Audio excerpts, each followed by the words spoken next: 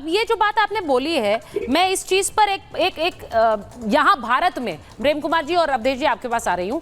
जब शुरुआत में शेख हसीना जिस दिन भारत आई हैं, उस दिन ये चर्चा हो रही थी, कुछ लोगों ने बयान तक दे दिया कि शेख हसीना को यहाँ से हटाइए, भारत में क्यों आई है, वो भारत में क्यों शरण दिया जा रहा है। कुछ ने उल्टा कहा कि भाई शेख हसीना यहाँ पर आ गई हैं तो इनको संरक्षण देना चाहिए, लेकिन हमारे साथ इसको शेयर करिए, आप लोग इसके बारे में जानकारी दीजिए। अब जानकारी तो दी गई है, लेकिन अगर भारत में शेख हसीना रहती हैं और वो किसी और देश नहीं जाती हैं, क्योंकि इस पर भी चर्चाएं हो रही, आपको लगता है कि इस देश में जो एक लेफ्ट इकोसिस्टम है वो इसको बहुत आराम से स्वाभाविक ढंग से लेगा? नहीं, इस समय उतना ही नहीं कहा गया। एक तो हमारे देश में एक प्रदेश के मुख्यमंत्री हैं, वो कह रहे थे मोदी जी सुन लो, मोदी जी सुन लो, और शेख हसीना के पास, शेख हसीना जरा बता देना उनको कि क्या हुआ है। देखो क्या है कि मैं तो हैरत में हूं कि जिस कांग्रेस पार्टी ने 1971 में दुनिया के विरोध को नकारते हुए पाकिस्तान के द्विराष्ट्रवाद के सिद्धांत को ध्वस्त किया, उसको पूरा एकदम जमीन पर लाया, उसकी 92-93 हजार सैनिकों को आत्मसमर्पण कराया, पूरा देश को तोड़ दिया। आज अगर ये सब होते तो कहते भाई वहां क्यों जा रहे हैं। अब बांग्लादेश के लोग, उस समय आपको बता रहा हूं कि सीमा कुछ थी ही नहीं, वहां कोई हमारे बॉर्डर सिक्योरिटी फोर्स नहीं, जितने लोग चाह रहे थे भारत में आ रहे थे, लोग यहां से जा रहे थे, कोई सीमा नहीं थी। आज अगर वो सिचुएशन हो जाएगी तो हमारे देश में क्या होगा। ये तो ऐसे बात कर रहे हैं जैसे शेख हसीना को, अगर शेख हसीना को देश में डिक्टेटर कहा जा रहा हो तो इससे सोचिए कि इकोसिस्टम कैसे काम कर रहा है। ये तो कांग्रेसी अपने किए हुए पर, जो पाकिस्तान ने षड्यंत्र करके अमेरिका की मदद से उस पूरे 1971 को उलट के वहां ले जाने की कोशिश की है कि हम उसी अवस्था में जाएं। केवल हिंदुओं पर यह अटैक नहीं हो रहा है, बांग्ला संस्कृति से जुड़े हुए प्रतीकों पर, वैसे फिल्म कलाकारों पर, वैसे अन्य आर्टिस्टों को जिंदा जलाया गया है। यही 1970 बहुत दूसरी बात पर आ रहा हूं। नहीं, शेख हसीना का समझिए, शेख हसीना को भारत के अलावा दूसरी कोई जगह होनी नहीं चाहिए। अच्छा, होना ही नहीं चाहिए, उन्हें भारत में नहीं होनी चाहिए। शेख हसीना पहले भी भारत में रही हैं, आज भी रहे, आगे भी रहेंगे। बहुत से लोग ये कहते हैं कि भारत के लिए डिस्टर्बेंस वाली स्थिति ना हो। इनके साथ के एक मंत्री ने धमकी दिया है कि हमारे दुश्मन को, बीएनपी के नेता हैं वो, कि हमारे दुश्मन को अगर आप रख रहे हैं, हमको संबंध है, यानी वो इंग्लैंड में चला जाए तो उनको प्रॉब्लम नहीं है, शेख हसीना दूसरी जगह चला जाए तो प्रॉब्लम नहीं है। भारत से प्रॉब्लम है, क्योंकि भारत ही है जो 1971 की पुनरावृत्ति कर सकता है, बाकी किसी देश की हैसियत नहीं है। अब मैं अभी भी कह रहा हूं, अवामी लीग अभी भी बांग्लादेश की सबसे बड़ी राजनीतिक शक्ति है।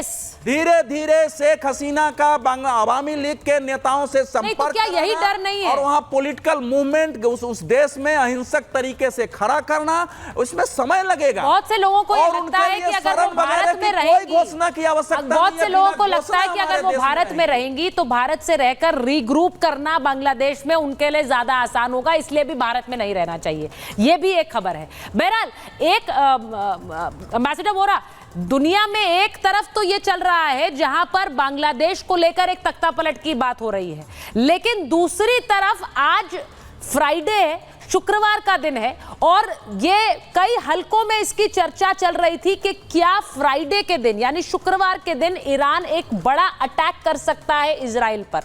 अब जब से इस्माइल हानिया को मार गिराया गया, उसके बाद से ये चर्चाएं बहुत ज्यादा होती रही हैं कि ये करेगा इजराइल, और इसीलिए मैं आज ये आपको दिखा रही हूं कि ईरान का ये ऑपरेशन ब्लैक फ्राइडे क्या हो सकता है। दुनिया में एक नई तरह की जंग, इजराइल पर हमले की तैयारी में ईरान है, ये हम सब जानते हैं। हानिया के मारे जाने से खमनई बौखलाए हुए हैं, और ईरानी फौज को ईरानी नेता ने खुली छूट भी दे दी है। शुक्रवार यानी आज हानिया को कब्र में दफनाया गया था, और इसीलिए फ्राइडे को ही बदला लेने की तैयारी की जा रही है। ये बार बार कहा जा रहा है कि उसी दिन जब दफनाया गया, उसी दिन को बदला भी लिया जाएगा। ऐसे में क्या किसी भी वक्त चौतरफा हमला ईरान कर सकता है, ये भी पूछा जा रहा है, और इसके लिए जो एक्सेस ऑफ रेजिस्टेंस ग्रुप है, यानी कि वो फैसला लेगा जिसमें हमास, हिजबुल्लाह, हूती विद्रोही सब आते हैं। अब ये सब एक तरह से घेर कर अगर ईरान पर हमला करते हैं, कर्नल सिंह,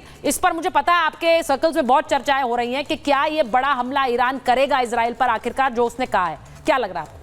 देखिए, जब हम ईरान से रिलेटेड इजराइल के ऊपर किसी भी अटैक की बात करें तो बड़ी जिम्मेदारी से उसे एनालाइज करना चाहिए। ईरान के पास वो काबिलियत नहीं है कि वो एक फुल फ्लेजेड वॉर का अटैक कर पाए। तो क्या करेगा? सबसे बड़ी बात। दूसरी बात, जो ये टाइम लग रहा है, ये कोऑर्डिनेशन में टाइम चाहिए होता है, क्योंकि अगर वो आज बोले कि हुती तुम 10 बम गिरा दो, कल बोले हिजबुल्लाह, तो बेकार हो जाएगा। ये एक कोऑर्डिनेटेड अटैक करने की कोशिश करी जाएगी।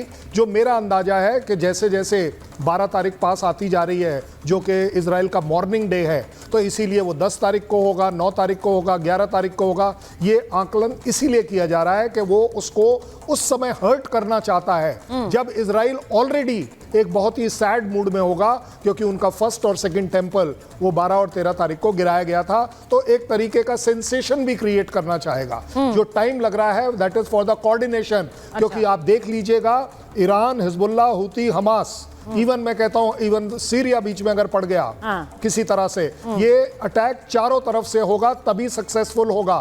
क्योंकि अगर इन सभी ने मिलकर 500 या 1,000 रॉकेट भी डाले, तब जाकर आप देखेंगे 4 से 5,000 रॉकेट अगर इजराइल की तरफ बढ़ते हैं, तब जाकर आयरन डोम अगर 95% रोक पाता है, तो वो 5% जो गिरेगा वो इफेक्ट कर पाएगा। अदरवाइज कोई फायदा नहीं है। आप बोल दीजिए हुतीस को 10 राउंड फायर पर जिस तरह से एम्बेसडर बोरा, जिस तरह से कल एयरपोर्ट इजराइल ने अपना पूरा खाली कर दिया था, उससे क्या लगता है आपको एम्बेसडर बोरा कि जिस तरह से उन्होंने एयरपोर्ट खाली कर दिया और कहा कि यहां पर कभी भी किसी तरह का कोई हमला हो सकता है, वो एक प्रेजेंट एक थ्रेट के अंडर है इस वक्त? उन्हें लग रहा है कि कोई एक हमला ईरान की तरफ से होगा, आने वाला है? ये बहुत अच्छा आपने कहा है। वो पूरी तरह से तैयारी कर रहे हैं कि अगर कोई हमला हो तो उसका जवाब दिया जाएगा। उस वक्त हम इवैक्यूएट नहीं करेंगे, हम पहले से तैयारी करेंगे। दूसरी बात मैम, ईरान को कोई ये बनिया जो मर गया है, उनको इतना तकलीफ नहीं है। अरे बहुत से बनिया हनी है जो भी उसका नाम है, बहुत से घूमते रहते हैं दुनिया में, इसके साथ क्या तुम्हारी मोहब्बत है? तकलीफ ये है कि मेरे घर में घुस के मारा है उसको। और फिर ये जो एक्सेस ऑफ रेजिस्टेंस है, ये हुती फूथी और ये जो कौन से हैं, ये हिजबुल्लाह और ये सब बाकी कह रहे हैं, यार तुम तो हमारे गॉडफादर हो, तुम इस आदमी को बचा नहीं सके तो हमें क्या बचाओगे? ये एक्सेस ऑफ रेजिस्टेंस मैम, ये मेरा मानना है 51 साल के बाद इन डिप्लोमेसी ये टूट रही है। ये भरोसा नहीं करते हैं ईरान के ऊपर। तो अपनी दिखाने के लिए कि मेरे में अभी भी दम है, ईरान कुछ करेगा, पर जैसा कर्नल सिंह ने बिल्कुल सही कहा है, उसके पास ताकत नहीं है। फॉर इजराइल सर्वाइवल के लिए है, फॉर ईरान दिखावे के लिए है, और दोनों के बीच में बहुत अंतर है। आपने जो बात कही है दोनों में, अवधेश जी आप कुछ बोलना चाह रहे थे, आप बोलिए प्लीज। मैं ये कह रहा हूँ ईरान की सबसे प्रतिष्ठा तब गई थी जब कासिम सुलेमानी जो उनका मेजर जनरल था, उनका प्रतिष्ठित सिक्योरिटी जब मार देंगे, उसमें तो कुछ कर ही नहीं सके। उनके न्यूक्लियर वैज्ञानिक कई उनके ही मार दिए गए, वो कुछ कर ही नहीं सका।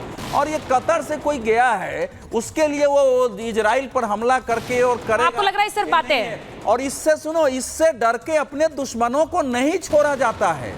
ये जो इस समय, और मैं एक खबर आप लोगों को दे रहा हूं, कल वाशिंगटन डीसी में हिंदुओं का बहुत बड़ा प्रदर्शन बांग्लादेशी माइनॉरिटी के पक्ष में होने जा रहा है, पेंसिल्वेनिया एवेन्यू में। और ये शुरुआत हो गई है, पूरी दुनिया में ये मानवाधिकार के नाम पर प्रदर्शन होंगे। कल व्हाइट हाउस के सामने है, उसके बाद जेनेवा में होगा, वियना में होगा, जगह जगह ये आवाज उठ रही है। ऐसा नहीं है कि आवाज नहीं उठ रही, आवाज उठनी शुरू हो गई है।